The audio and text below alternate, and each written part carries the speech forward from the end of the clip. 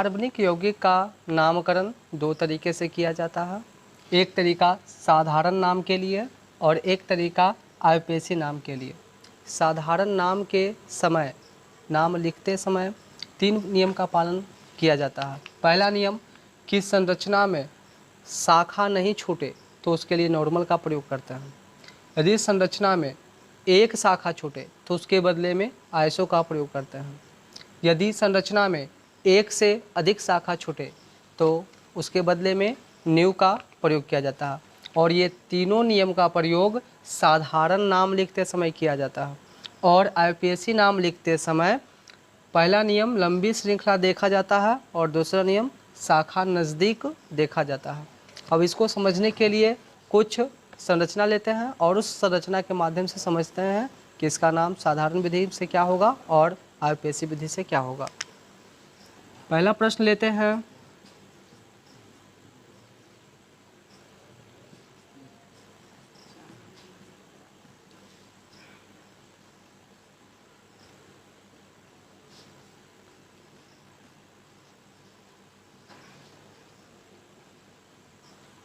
इसके बारे में जानेंगे कि इसका नामकरण किस प्रकार से होता है। पहला प्रश्न में यह बताया गया है कि इसमें एक कार्बन में 3 बंधन साइलेंट कर दिया गया है। प्रश्न में साइलेंट के रूप में भी आ सकता है या इस साइलेंट को दिखाया भी जा सकता है, यानी इस रूप में रह सकता है प्रश्न।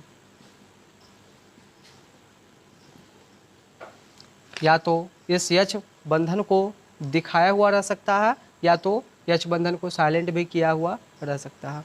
और इस प्रकार के प्रश्न आएगा तो आपको किस प्रकार से बनाना है वहाँ पे अब जानेंगे। कहता है कि इसमें H जो दिया गया है और इसमें H नहीं दिया गया है, एक में दिया गया है एक में नहीं दिया गया है, इससे कोई अंतर नहीं पड़ता। केवल H को कार्बन को बंधन पूरा करने के लिए H को दिखाया हुआ दिया गया है यहाँ पे। आगे कहता है इसमें इसका संरचना बनाने के लिए करना क्या रहता है, तो गिनती गिना जाता है। देखेंगे कि इसमें गिनती यदि गिनते हैं या नहीं गिनती गिनेंगे तो इस नियम का पालन करेंगे। साधारण नाम के लिए पहला नियम था कि संरचना में शाखा ना छूटे, तो हम देख रहे हैं इसमें कोई शाखा छूट रही है, क्योंकि यदि हम यहाँ से गिनती गिनते हैं तो पूरा यहाँ तक पहुँचता है, यहाँ से गिनती गिनते हैं तो इस अवस्था तक पूरी तरीके से आ जाते हैं। इसका मतलब है कि इसके बीच में कोई वैसा शाखा नहीं है कि हम यदि गिनती गिने तो एक आध शाखा छूट जाए। इस रूप में यदि हम यहाँ पे ऐसे गिनती गिनना प्रारंभ करते हैं तो यहाँ तक जाने के उपरांत एक शाखा छूट जाती है। इस प्रकार से इसमें कोई शाखा नहीं है। और जब शाखा ना छूटे तो उसके बदले हम नॉर्मल का प्रयोग करते हैं, इसलिए इसमें हम नॉर्मल का प्रयोग करेंगे।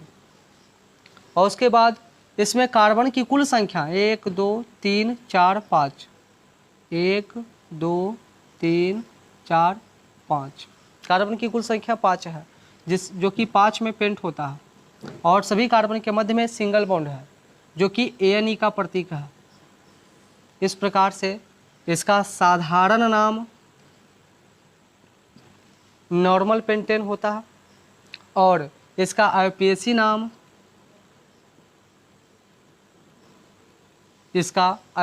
क्या होगा, तो आयुपेशी नाम देखेंगे कि इसमें टोटल गिनती 1 2 3 4 5, 5 में होता है पेंट और सब में सिंगल बॉन्ड है, इसलिए यहाँ पे हो जाएगा ANE, यानी इसका आयुपेशी नाम हो गया पेंटेन।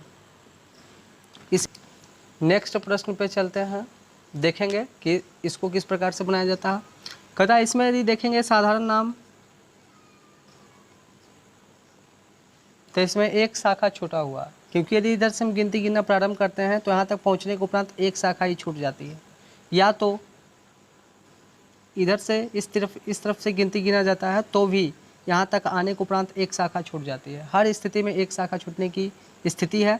और जब संरचना में एक शाखा छूटे तो उसके बदले में आइसो का प्रयोग करते हैं।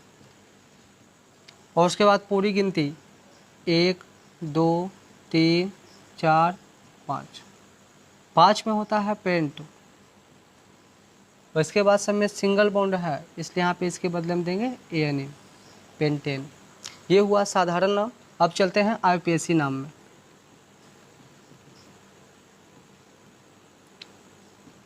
आईपीएसी नाम में देखेंगे किसका नामकरण कैसे होता है। कहता है कि आईपीएसी नाम के नाम लिखते समय आईपीएसी नाम के लिए जो नियम है उसको ध्यान में रखेंगे। यानी पहले ये ध्यान रखना है कि लंबी श्रृंखला अर्थात लंबी श्रृंखला तक गिनती को गिनना है। तो देखेंगे कि तुम इधर से गिनती गिनते हैं तो 1 2 3 4 5 5 कार्बन आती है और गिनती हमेशा कार्बन की जाती है। और इस तरफ से भी गिनती गिनेंगे तो 1 2 3 4 5 हर स्थिति में कार्बन की जो संख्या है 5 आती है। ऐसी स्थिति में हम ये कन्फर्म हो जाते हैं कि लंबी श्रृंखला इसकी 5 ही आएगी, चाहे इस तरफ से गिनती गिनी जाए या तो इस तरफ से। अब दूसरी बारी है दूसरे नियम का, शाखा नज़दीक।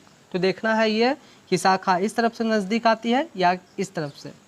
तो जब इधर से गिनती गिनते तो 1 2 3 पर ये शाखा छूटता है, और जो इधर से गिनती गिनते हैं तो 1 2 3 इस तरफ से भी 3 पर ही शाखा छूट रही है और इस तरफ से भी 3 पर ही शाखा छूट रही है। ऐसी स्थिति में आप किधर दो तरफ में से किसी भी तरफ से आप गिनती गिन सकते हैं। तो ऐसी स्थिति में या तो हम इधर से भी गिनती गिन दिए हैं, आपको लगे तो इस तरफ से भी गिनती गिन सकता है, कोई दिक्कत इसके लिए नहीं होती है इसमें। कहता है कि अब गिनती गिनने को उपरांत आईपीएसी नाम लिखते समय देखेंगे कि शाखा कहाँ छूट रही है।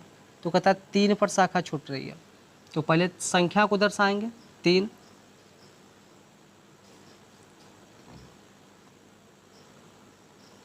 अब कहता है कि 3 पर जो छूट रही है उस यौगिक का नाम C है, और C अर्थात CH3, और CH3 जो यौगिक थे उसको हम आप लोगों को पहले ही निकालने के लिए बता दिए थे। C अर्थात CH3 और CH, क्योंकि C के पास एक बंधन है, कमी इसको 3 बंधन है, अर्थात इसका मतलब है कि इसके पास CH3 छूटा हुआ है, और CH3 का नाम था CH3। ये C एक है, इसका मतलब है मिथ, और मिथ एक में होता है, एक को दुगना करके एक जोड़ा गया तब आया है H3, और ये सा था एल्काइल ग्रुप में, इसलिए इसके अंत में लग जाता है बाइल। अब कहता है कि इसका लास्ट गिनती देखेंगे तो 1 2 3 4 5 5 इसका लास्ट गिनती था, जो कि 5 में होता है पेंट। सब में सिंगल बॉन्ड है, इसलिए इसमें भी दे देंगे ANE। इस प्रकार से इसका साधारण नाम बनता है और इस प्रकार से इसका आईपीएसी नाम बनता है। देखते हैं कि तीसरा किस प्रकार से बनता है। कहता है इसका साधारण नाम बनाते समय देखेंगे इसमें शाखा की संख्या 2 है, या तो इस तरफ से गिनती गिनने के उपरांत उस दिशा में जाइएगा तो भी 2 शाखा छूट जाता है, सीधी अवस्था में जाने के उपरांत भी 2 शाखा छूट जाती है, और इस अवस्था से सीधी अवस्था गए तो भी 2 शाखा, यहाँ से ऊपर की ओर गए तो भी 2 शाखा, यदि इस दिशा से सामने आए तो भी 2 शाखा छूटती है, और इस दिशा से नीचे की ओर आते हैं तो भी 2 शाखा छूट जाती है। हर स्थिति में 2 शाखा छूटती है। और नियम था कि जब संरचना में एक शाखा छूटे तो आइसो, लेकिन एक से अधिक शाखा छूटे तो उसके बदले में न्यू देते हैं। तो इसमें शाखा की संख्या 2 है जो कि 1 से अधिक है, इसके बदले में न्यू का प्रयोग होता है। अब गिन लेंगे कि जिसकी गिनती हुई शाखा को छोड़कर जो अन्य शेष कार्बन है उसकी गिनती की जाती है। तो ऐसी अवस्था में किधर कोई भी दिशा से गिनती गिन लीजिए, है ना, क्योंकि शाखा इधर से भी गिनते हैं तो 2 पर 1 शाखा छूट रही है, इधर से भी गिनते हैं तो 2 पर 1 शाखा छूट रही है। ऐसी अवस्था में कोई भी तरफ से गिनती गिन सकता है।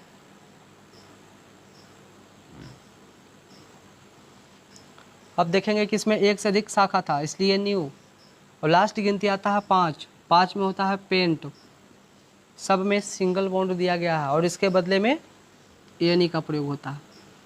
इस प्रकार से साधारण नाम सॉल्व हुआ। अब चलते हैं इसके आईपीएसी नाम में।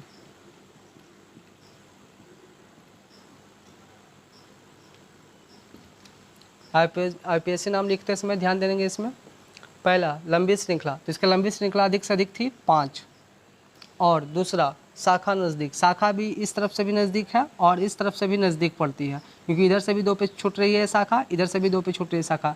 ऐसे अवस्था में गिनती हम कोई भी दिशा से गिन सकते हैं। कहता कि इधर से हम देखेंगे कि कौन कौन सी संख्या पर शाखा छूट रही है। तो कहता कि 1 2 पर छूट रही है ये वाला शाखा C अर्थात CH3, और 1 4 पर छूट रही है C की शाखा, यानी 1 2 पर छूट रही है और 1 4 पर छूट रही है, और ये दोनों पर शाखा एक ही शाखा है। ऐसे अवस्था में जब एक ही प्रकार का शाखा छूटे तो एक ही प्रकार का शाखा यदि 2 स्थानों पर छूटे तो इसके बदले में डाय का प्रयोग होता है। 3 स्थानों पर छूटे तो ट्राय का प्रयोग होता है। 4 स्थानों पर छूटे तो टेट्रा का प्रयोग होता है। 5 स्थानों पर छूटे तो पेंटा का प्रयोग होता है। 6 स्थानों पर छूटे तो हेक्सा का प्रयोग होता है। 7 स्थानों पर छूटे तो हेप्टा का प्रयोग होता है। इस प्रकार से 8 स्थानों पर छूटे तो ऑक्टा का प्रयोग होता है। 9 स्थानों पर छूटे तो नोना का प्रयोग होता है और 10 स्थानों पर छूटे तो डेका का प्रयोग होता है। अब बता कि यहाँ पे 2 स्थानों पर अर्थात 2 और 4 पर 2 गो शाखा छूट रही थी और ये शाखा एक ही है। इसके बदले में 2 शाखा जब एक ही छूटे तो उसके बदले में डाय का प्रयोग करते हैं, इसलिए यहाँ पे देंगे डाय। और वो जो शाखा छूट रही थी वो शाखा क्या थी? तो सी अर्थात CH3। और CH3 का नाम पहले के अवगत क्लास में बता चुके थे, एल्काइल ग्रुप, जिसके तहत इसका नाम आता है मिथाइल। अब गिनते हैं लास्ट गिनती, जो शाखा छूट जाए उसका नामकरण के बाद अंतिम संख्या की गिनती गिनते हैं। तो शाखा 2 था, एक 2 पर एक 4 पर, इसलिए लिखे 2 और 4। दोनों एक ही शाखा था इसलिए डाई, और दोनों एक ही जो था उसका नाम था मिथाइल। और लास्ट गिनती इसमें आती है 5 में आता है पेंट। सब में इसमें भी सिंगल बॉन्ड दिया गया है, इसलिए इसमें पड़ जाएगी ANE। इस प्रकार से साधारण नाम और IPC नाम सॉल्व होता है। आज के लिए इतना ही रहने देते हैं। नेक्स्ट वीडियो में आप लोगों को टोटल संरचना सॉल्व करवाई जाएगी, जिसमें अनेक प्रकार के मिथाइल Br ग्रुप, जिसको हाइड्रोजन ग्रुप के अंतर्गत रखा गया है, और भी अन्य प्रकार के बहुत सारे हाइड्रोकार्बन के यौगिक और शाखा के रूप में छूटेंगे, जिसके बारे में भी जानकारियाँ अगले वीडियो में लेंगे। तब तक के लिए धन्यवाद।